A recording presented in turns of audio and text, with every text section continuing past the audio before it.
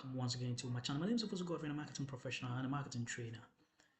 In today's video, we're going to look at sales mistakes that cost millions. If you haven't subscribed yet, hit subscribe button, subscribe. And what I like to say is that if you're doing anything and you have any difficult to go through, keep pushing, push till you get to the end. Sales is not for the weak. Keep on pushing with your sales effort. Sales mistakes that cost millions. Sales blunders or sales mistakes have very financial consequences. Even big corporations and even very skilled salespeople can fall victim to some of these sales pitfalls and blunders. Today, I'm going to share some of these pitfalls and blunders with you. One, we're going to break this into 5 different sections or parts. So part 1, the cost of poor prospect qualification. A lot of salespeople and a lot of business people overlook the red flags when it comes to doing thorough sales prospect qualification. When we talk about sales prospect qualification, we're talking about the fact that it is important to assess your potential customers to see whether they are the right people, to see whether they need your product, to see whether they have the financial muscle to even buy your product. You see, skipping prospect qualification can consume a lot of resources. It can also let you lose very valuable leads. Let me give you an example of a tech company that lacked the necessary or refused to do proper prospect qualification. The company spent months developing a custom demo for a prospect. The client or the prospect later revealed that they lack the necessary budget and the internal infrastructure. This tech firm squandered over $250,000 in this project, right? So they wasted over $250 in developer hours and sales cycle cost. This is because the sales team ignored the proper qualification of the prospect. So it's important to do a proper research about the prospect. Find out more about the prospect in terms of its cash flow, and then whether it has internal ability to buy your product. The next I'm going to look at is misunderstanding the customer's needs and the customer's pain points. Every prospect have real needs. If you don't get to understand the needs of the prospect, you may lead to making irrelevant pitches and you can lose sales deals. A software company once developed a complex AI-driven analytics tool and decided to push it to a small manufacturing firm. But however, the manufacturer needed just very basic inventory tracking system or software. The vendor focused on advanced features, solving a problem that the small manufacturer did not need. This deal did not go through and it cost the vendor approximately over $50,000 in direct sales effort and potential future sales revenue. So it is important to do a proper needs analysis. This is a small firm, manufacturing firm. So you should be able to get to understand the voice of the customer before you, as a matter of fact, sell or make a pitch to the customer. The next thing we're going to talk about is the spray and pray approach. Another problem, another mistake a lot of salespeople do is the spray and pray approach. Still under the part 1, the spray and pray approach. You see, you cannot sell to everybody, right? So it is important to look out for the principle of quality over quantity. You need to target your prospects, otherwise you are going to lack efficiency, right? So it is important to rather focus on people that will give you the best results than focus on a large number that will give you smaller results and waste of resources. Let's look at the example of a marketing agency that sent 10,000 emails, cold emails to a generic list without proper segmenting the email list. They sent to a generic list, right? And hoped that they will surely get the best of results. But this very strategy generated very few leads and as well as very small sales. Later, they realized that they should do a more focused approach. So they segmented their email list to our 500 and they were able to get better results. But however, when they send the 10,000 cold emails, the agencies net cost them over thousands of dollars in email service fees and lost business opportunities. Now, let's look at the second part or the next mistake. That is communication breakdown. Communication breakdown. You see, we'll talk about ineffective listening and not adhering to bias signals or identifying or ignoring bias signals. Listening is an important role or an important feature that every salesperson or every business person must have. Active listening is a fantastic sales skill. A lot of sales reps talk too much, over pitch to their prospects and become so salesy over their prospects. So they are able to miss out certain important cues from the side of the customer. And these cues sometimes can lead to disinterest. Let me give an example of one financial advisor. A financial advisor kept pitching and focusing on a complex investment strategy to a client. The client too had, during the pitching process, had repeatedly and constantly told the client, the salesman, that he wanted a low risk, simple option. But this sales guy was just pushing complex investment strategies to the client. The advisor or the sales guy ignored these signals that the guy kept mentioning low risk, right? This led to the client bargain off and then taking a $1 million investment to their competitor. The advisor or the salesman lost this $1 million investment and its substantial commission due to poor listening skills. So listening is important in sales. As a matter of fact, you have to be a good listener. Listen to the client, listen to what the client is saying, and take it as a serious message. What I'm going to talk about is vague and complex value proposition. We all know as business by sales, but there's something we call the unique selling proposition, which happens to be what makes your service different from other services, or what makes your product different from other products. Sometimes some of these unique selling propositions can confuse prospects. A customer might need a simple solution. The mistake most salespeople do is that they go mentioning features without adding benefits of the features during the pitching. Let me give you an example of a real world situation. A B2B service provider who presented their offering or their unique selling proposition using technical jargons and technical words to a client. The client could not understand what benefit that he will get from the product or from the service. They perceive the solution as too complicated, right? So the prospect perceived the solution as too complicated.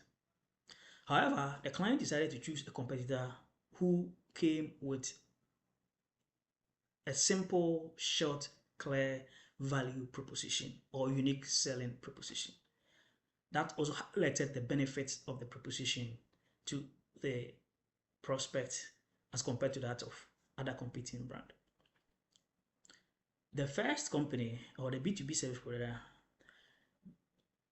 lost over $300,000 in contracts due to this mistake that they make. Next thing we're going to talk about is inconsistent follow-up. People tend to get a bit swollen-headed when they realize that, oh, they are almost closed the lead. But poor follow-up can affect your sales effort. If the prospect even says yes, it is not the end until the lead has been closed. This is important. A company once delayed sending a proposal, that is the final proposal, over 10 days after the promise. Their sales team thought, bingo, they have closed the lead. However, a competitor followed up and was diligent and closed the deal faster.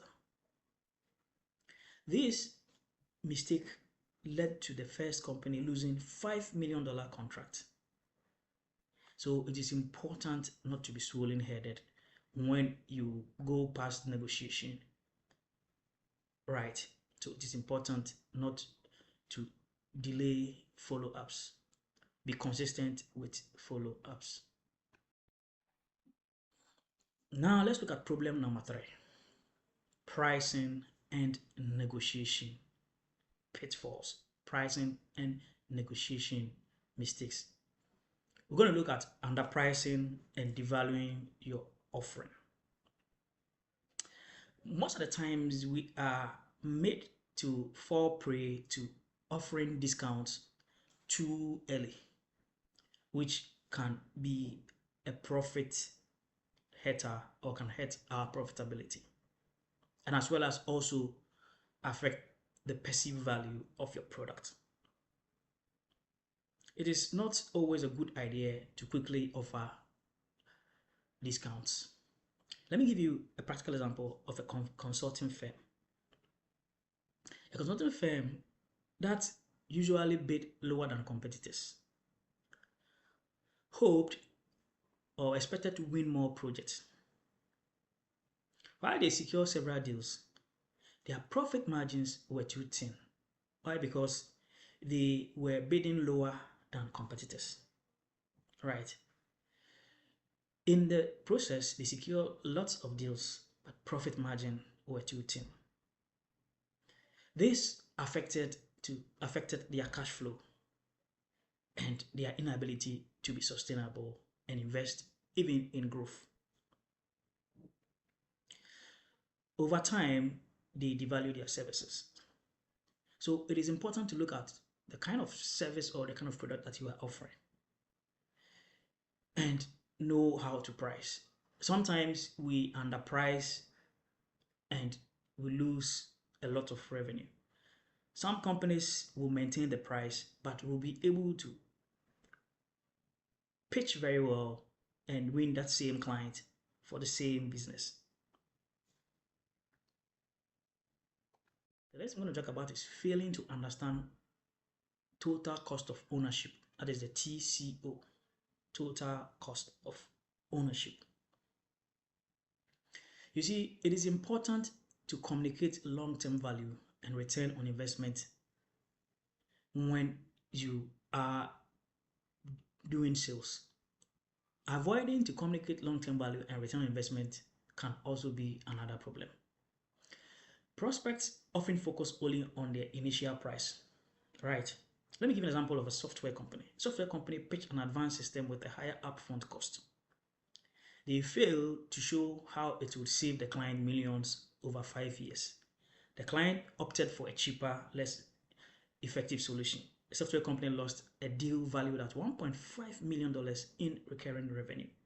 So it is important to communicate long value and return on investment to the prospects. So like I said, it's not only just about the price, right? But also communicating long-term value and return on investment. If you fail to do this, you would basically not likely to, win the client. Now let's look at poor negotiation tactics and concessions. Poor negotiation tactics. Negotiation is one of the important steps in sales. A lot of salespeople offer too much during negotiations, and this usually affects profit margins, etc. Let me give you an example of an industrial equipment seller. An industrial equipment seller agreed to all of a particular prospect or a particular buyer's demands. They cut prices, extended payment terms, and added extra services. The deal was closed, but the company's profit fell by 60%, which represented a $2 million loss compared to a more balanced negotiation. So it is important to always ensure that you negotiate properly and not get carried away by offering too much, giving so much concessions during negotiation to the prospect, right? So it is important, as a matter of fact, to limit your concessions. Some people can cut price, hugely, and even payment terms.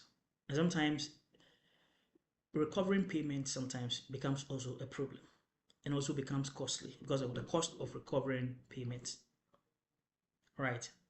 So it is important to have a much more balanced negotiation. Let the negotiation balance.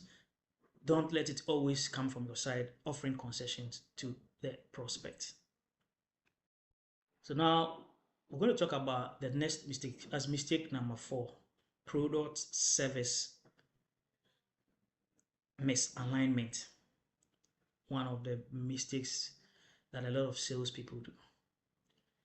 The product or service misalignment and the expectations of the prospect. Over-promising and under-delivering.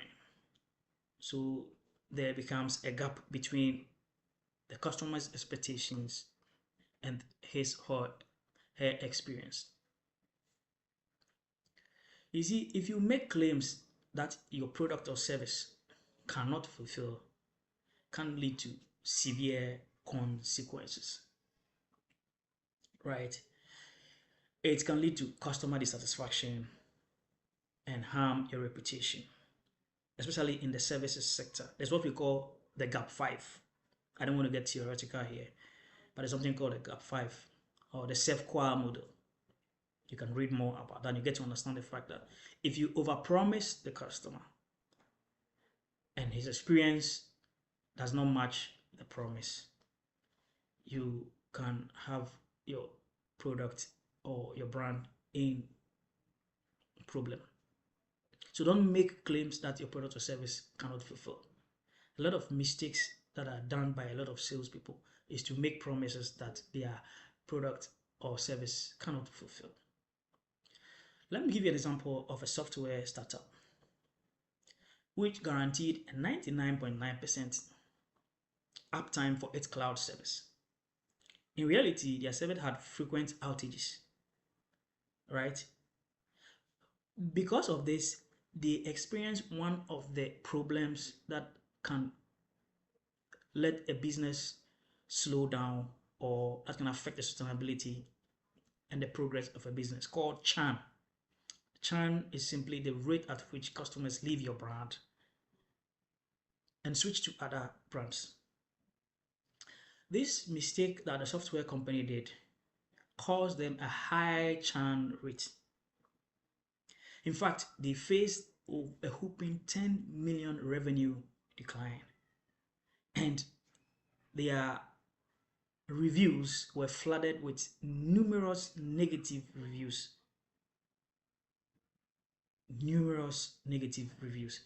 Recently, I had a similar affiliate offer And after reading their reviews, I realized that a lot of bad reviews have been made about this very business. It could be over-promising and under-delivering.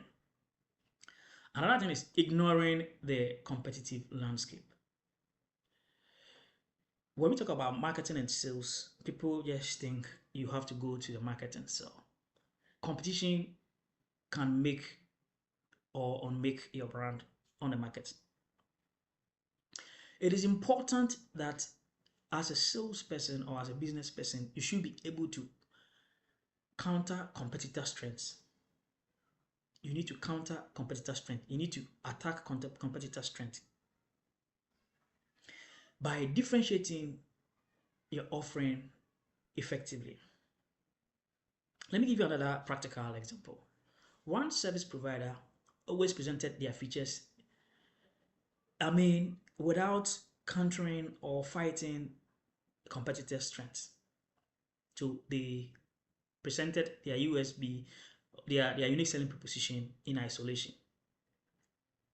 They never positioned themselves against competition. However, their rival won deals by highlighting specific areas or their unique selling proposition that even discriminated the leading competitor or the competitor with the highest strength.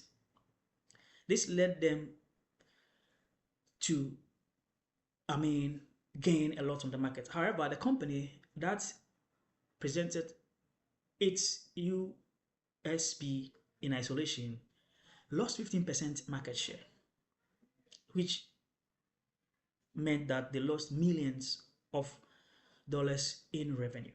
So it is important to always ensure that you, in your sales process, you counter competitor strengths. Let the buyer or let the prospect know that your unique selling proposition is above that of the rivals on the market. Right? If you don't take competitors into consideration when selling, you would surely be losing market share because someone will discriminate against your unique selling proposition to the prospect. The next thing I'm going to talk about is lack of post-sales support and onboarding. Let me talk about churn here again. Churn, like I said, is the rate at which customers leave your brand and move to competing brands. Poor customer success and onboarding can lead to churn. This can even happen after you have successfully initiated sale. Let me give you an example of a SaaS company. A SaaS company acquired new clients, but they failed to provide structured onboarding program. You see, when a customer buys a product, it's not the end. How the customer can use the product is also another issue. This business failed to, as a matter of fact, address the needs of clients struggling to use the product effectively.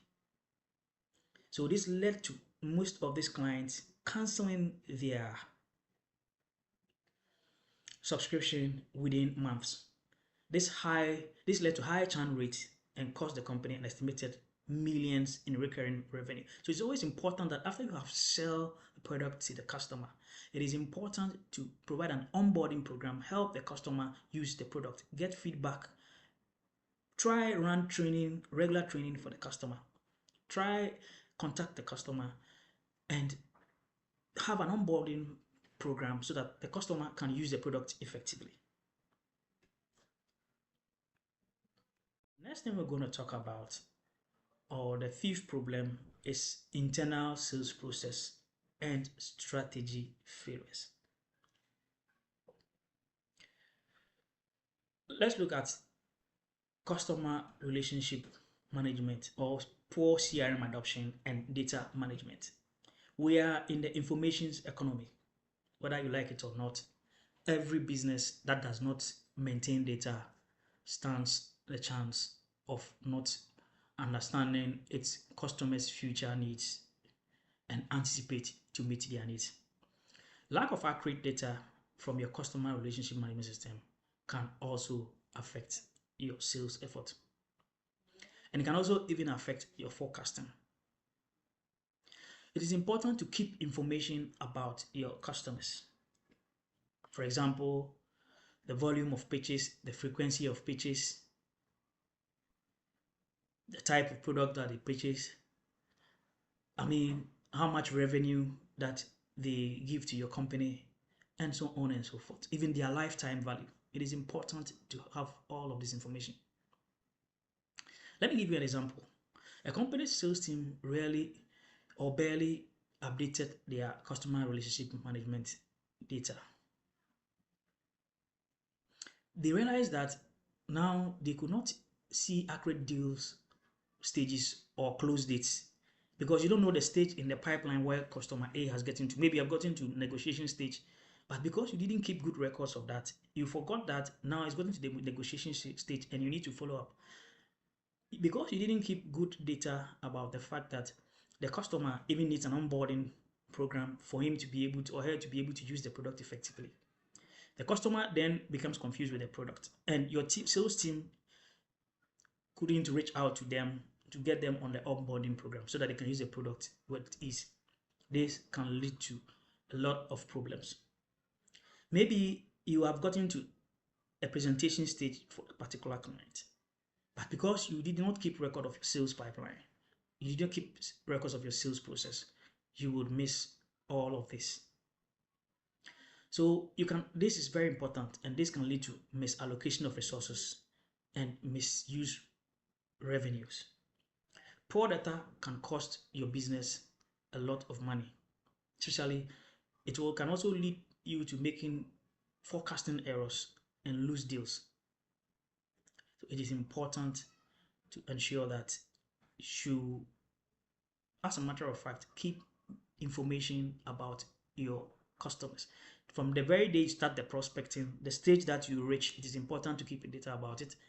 The customer's data, voluntary data, involuntary data, you need to keep all of those things. If it's an existing customer, frequency of pitches, the revenue, and many other data that you can think of. Then the next thing I'm going to talk about, still under this problem, is inefficient sales processes and bottleneck. There are companies or there are businesses that are so much bureaucratic and have very slow processes. This can slow down your sales cycle, and this can frustrate your potential customers or prospects, and they can look elsewhere. You can lose deals to more competitors who are smarter and agile. You need to have a complex and a robust internal processing system so that you will be able to process leads and close them on time. For example, imagine a business where you will need a lot of signatures for even the smallest deal. This would make your prospects become even impatient and move to competitors. Right, so approval systems should be much robust and agile. Right, so sales processes should be smarter and faster and not slower. Thank you very much for watching. If you haven't subscribed yet, hit the subscribe button, subscribe. Don't forget to comment, share, and like.